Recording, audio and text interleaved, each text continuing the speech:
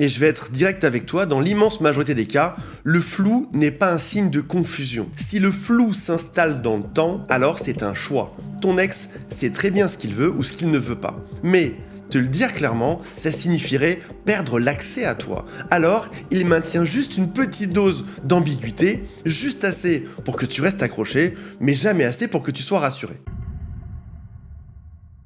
J'ai remarqué un comportement ultra vicieux qui s'installe de plus en plus après les ruptures amoureuses. Et pour être honnête, c'était pas aussi fréquent il y a 10 ans de ça. Je pense, dans ma théorie personnelle, que les réseaux sociaux l'ont décuplé, ce type de comportement vicieux, et je vous l'explique. Peut-être qu'aujourd'hui, ton ex te répond encore. Peut-être même que ton ex est sympa avec toi. Peut-être qu'il t'envoie un message de temps en temps. Que ton ex accepte même de te voir. Mais ça veut pas forcément dire que tu as des chances de reconquérir cette personne. Ça veut peut-être seulement dire que tu es son plan de backup, c'est-à-dire son plan de secours. Et la différence entre une reconquête classique ou être une roue de secours, ça change tout et la plupart des gens ne voient pas la différence. Lorsqu'on est en pleine reconquête, c'est bien normal, on interprète chaque signe comme une preuve d'amour. Alors qu'en réalité, certains de ces signes peuvent prouver exactement l'inverse. Sauf qu'en 2026, c'est devenu extrêmement simple de garder quelqu'un sous le coude sans faire le moindre effort. Peut-être par exemple que ton ex met juste un like de temps en temps sur les réseaux sociaux. Ou encore, t'as un SMS de bon anniversaire ou de joyeux Noël. Dans un monde qui est devenu finalement très égoïste, finalement, garder ces options, ça peut être rassurant. Alors avant de démarrer cette vidéo, je te rassure, ça n'a pas pour objectif de te rendre paranoïaque. C'est pas pour que tu analyses chaque message de ton ex avec une loupe en te disant « Eh ben c'est foutu, je ne suis que une roue de secours ». C'est au contraire pour t'aider à y voir plus clair là-dedans. Parce que moi, ton ex, finalement, je le connais pas, je la connais pas, c'est peut-être un pervers narcissique, c'est peut-être un manipulateur, un évitant, ou juste un égoïste. Je veux dire, ça peut être quelqu'un de très sympa, ou pas du tout. Et la pire chose qui puisse t'arriver dans une reconquête amoureuse, c'est pas que ton ex ne revienne pas finalement, c'est de passer des mois, parfois des années, à attendre quelqu'un qui ne te choisira jamais vraiment. Et tout ceci de manière très vicieuse, sans que tu t'en rendes réellement compte. D'ailleurs au passage, si tu veux savoir objectivement où t'en es avec ton ex, je t'invite à aller faire le quiz qui est juste sous cette vidéo qui s'appelle « Quelles sont mes chances de récupérer mon ex ?» C'est un test qui est gratuit, qui prend quelques minutes et à la fin, tu as une analyse personnalisée sur ta situation. Le lien est juste en dessous. Alors je ne peux pas parler de roue de secours, de plan de backup, sans parler de renforcement intermittent. Le psychologue américain, qui s'appelle Skinner, a démontré quelque chose de très contre-intuitif. Le meilleur moyen de rendre un comportement addictif, c'est de récompenser de manière irrégulière. C'est le principe, par exemple, des machines à sous. Tu ne gagnes pas à chaque fois, c'est juste de temps en temps. Et c'est pour ça que tu continues à jouer, parce que ton cerveau va plus s'accrocher à une grosse récompense imprévisible qu'à une petite récompense garantie. Et c'est ça que ton ex utilise pour te garder en roue de secours. Il te donne juste assez d'attention pour que tu restes accroché, mais jamais assez pour que la reconquête se fasse. Et il y a deux signes qui sont typiques de ce type de mécanisme. Premièrement, il répond toujours, mais il n'initie jamais les discussions. Toi, tu écris, l'autre répond. Parfois, il répond vite, parfois, t'as juste un emoji, parfois, t'as même une forme d'enthousiasme en face. Sauf que si tu fais le test, si t'arrêtes d'écrire pendant une semaine ou deux, il ne se passe rien. Ce sera le silence total, ton ex ne te demande pas où tu en es, ce que tu fais, il ne s'inquiète pas, il ne vient pas vers toi, c'est toujours toi qui initie. Pour rappel, quelqu'un qui tient à toi finit par venir te chercher. Si tout le mouvement, si toute l'énergie vient de toi, tu n'es pas dans une relation en reconstruction. Ton ex appuie de temps en temps sur le bouton, par exemple sur un like ou par un petit emoji en réponse, quand il en a besoin. Et le reste du temps, la machine est éteinte. Le deuxième signal, c'est que ton ex revient quand ça se passe mal dans sa vie. Par exemple, ton ex te contacte après une mauvaise journée, un mauvais dimanche soir et il a le cafard. Ou encore une dispute avec quelqu'un. Et ces soirs-là, spécifiquement, bizarrement, les messages sont longs. Ils sont doux, ils sont quasiment nostalgiques. Et puis le lendemain, plus rien. 2 jours plus tard, rien non plus. Tu es devenu un genre d'anxiolytique humain pour ton ex, il ne revient pas vers toi par amour, mais par inconfort. Tu es la personne qui le connaît le mieux, t'es quelqu'un de rassurant, et dès que l'inconfort passe, le besoin passe aussi, et il s'en va.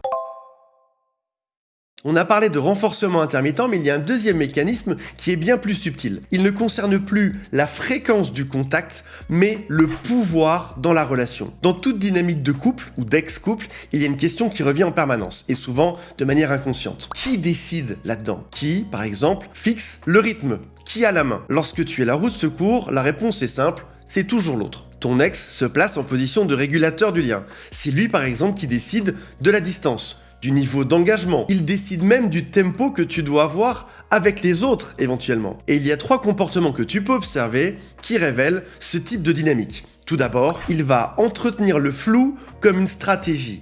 Il va te dire par exemple « Tu me manques, c'est compliqué, j'ai besoin de temps, on verra ». Et ces phrases-là, on va les interpréter comme des signes d'espoir. Comme si ton ex était tiraillé entre sa raison et ses sentiments, et qu'il fallait juste être patient. Et je vais être direct avec toi, dans l'immense majorité des cas, le flou n'est pas un signe de confusion. Si le flou s'installe dans le temps, alors c'est un choix. Ton ex sait très bien ce qu'il veut ou ce qu'il ne veut pas. Mais te le dire clairement, ça signifierait perdre l'accès à toi. Alors, il maintient juste une petite dose d'ambiguïté, juste assez pour que tu restes accroché, mais jamais assez pour que tu sois rassuré. Quelqu'un qui veut être avec toi, ça se voit. Si après des semaines ou des mois, tu n'as toujours aucune visibilité sur où vous en êtes, l'absence de réponse est une réponse. Le deuxième signal à observer, c'est qu'il te parle de ses autres options. Il mentionne quelqu'un, par exemple, il a une date récemment, ou alors il a un collègue qu'il aime bien, ou une amie, et il ajoute « Non mais c'est pas comme toi, c'est pas sérieux. Avec toi, c'est différent. » Sauf que la vraie information, c'est pas la comparaison flatteuse, c'est le fait qu'il voit d'autres gens, il te le dit, il veut que tu le saches. Et c'est ce qu'on appelle en psychologie de la triangulation. On introduit une troisième personne, qui est réelle ou suggérée, pour créer une forme de compétition et de menace. Et l'objectif, qu'il soit conscient ou pas, c'est de te garder mobilisé. Parce qu'à chaque fois que t'encaisses sans réagir, ton ex apprend quelque chose, je peux faire ce que je veux, mon ex sera toujours là. Le troisième signe à observer, c'est que ton ex refuse que tu avances. Tu commences tout à coup à aller mieux. Tu postes une story où tu souris, où tu es avec d'autres amis, ou encore tu mentionnes quelqu'un. Et comme par hasard, ton ex se manifeste. Tu reçois un message, t'as un like alors que t'avais rien précédemment, t'as un appel, parfois même une déclaration.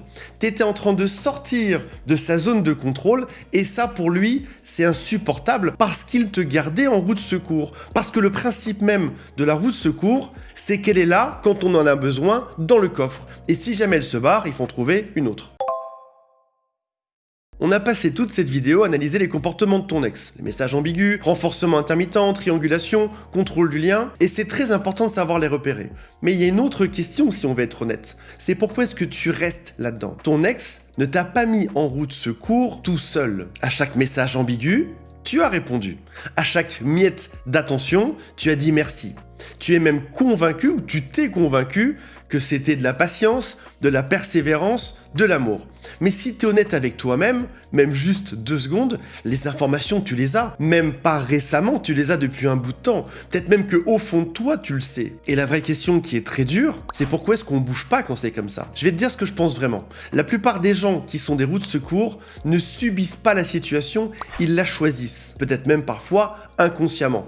Et c'est pas par masochisme, parfois même comme on l'a dit, c'est même pas conscient, c'est juste parce que l'incertitude, même si elle est douloureuse, fait souvent moins peur qu'une réponse définitive. Tant que c'est flou, on peut espérer. Tant que ton ex n'a pas dit c'est non, c'est définitif, en te regardant dans les yeux, alors la porte est encore entrouverte dans notre tête. Et cette porte entrouverte, même si elle détruit à petit feu, elle protège de quelque chose qu'on redoute encore plus, c'est la certitude que ce serait fini. Le jour où on part pour de vrai, on aura la réponse.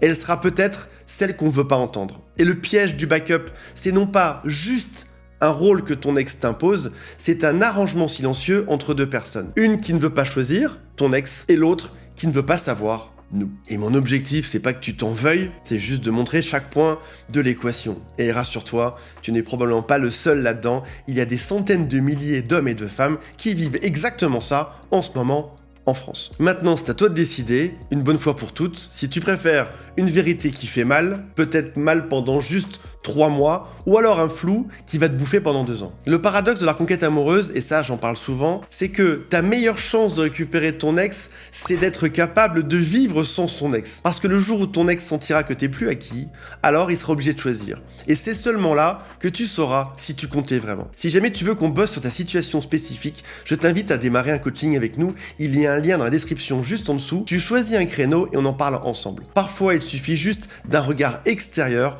pour voir ce qu'on refuse de voir soi-même. Abonne-toi et on se retrouve très vite. Salut à tous, bye.